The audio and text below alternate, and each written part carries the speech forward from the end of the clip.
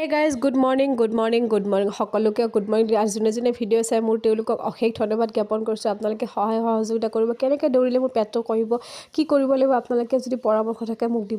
আৰু ধুনীয়াকৈ ৰাতিপুৱা 5টা বজাতে গা পা ধুই মানুহজন আৰু ময়ো একেলগে গ'লোঁ খোজকাঢ়িব। কাৰণ যিহেতুকে আমাৰ ঘৰৰ ওচৰত তেনেকুৱা ধৰণৰ জাগাও নাই, মানে ধৰি লওক আপোনাৰ ফিল্ডো নাই বা দৌৰিব পৰা ব্যৱস্থাও নাই। চ' ধুনীয়াকৈ আমি যাওঁ ছেক্টৰ 1ত আৰু ধুনীয়াকৈ মানুহজনৰ লগত মই মূৰে গায়ে কাপোৰ বান্ধি আহিছোঁ, যিহেতুকে ৰাতিপুৱা 5টা বজাত আৰু আজি কুঁৱলীয়াল বেছি ঠাণ্ডা বেছিকৈ লাগে। আজি যিটো বাইকত বহিলে ঠাণ্ডা বেছিকৈ লাগে নহয় জানো।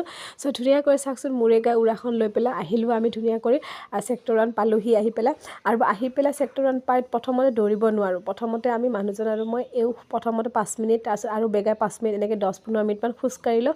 খোজকাঢ়ি গাটো অকণ গৰম কৰিলোঁ। তাৰে মাজত গানো গাইছে, তেওঁ ধেমালিও কৰিছোঁ। এনেকৈ খোজ কাঢ়া হোৱাৰ পাছত দুইজনে ধুনীয়াকৈ বেগাই খোজকাঢ়িলোঁ। আৰু বেগাই খোজকাঢ়া যেতিয়া গাটো গৰম উঠাৰ পিছত মই বোলো নাই দৌৰিব লাগিলে, আৰু দৌৰিব লাগি বুলি ভাবি মই ধুনীয়াকৈ দৌৰিছোঁ। আৰু এটা কথা, ইমান দিনে যে মই তেল মছলা খাই আছিলোঁ নহয়, সঁচাকৈ মই ভাবাই নাছিলোঁ মই যে ইমান বেয়া দেখা আছে আৰু ইমান যে কষ্ট হৈ আছে মোৰ, আৰু ইমান যে বেমাৰৰ বাহা হৈ আছে মোৰ পেটটোত। চ' ধুনীয়াকৈ সেইবিলাক ভাবি চিন্তি থাকোঁতে ঘপককৈ মনত পৰি নাই মই ক্ষীণাব লাগিল বুলি মনতে দৃঢ় এটা বিশ্বাস কৰি লৈ প্ৰতিজ্ঞা কৰি ল'লোঁ। কৰি লৈ পেলাই ধুনীয়াকৈ যাত্ৰা আৰম্ভ কৰিলোঁ। আজি হৈছে মোৰ 10 দিন, আৰু 10 দিনত মই খুব বেছি মানে প্ৰমাণ পাইছোঁ। আৰু সঁচাকৈ গাটো যে ইমান পাতল লাগিছে নহয়, দৌৰিব নোৱাৰোঁ। দেখা পাইছে গাটো ইমান ওজন, 80 কেজি, ধেমালি নহয়।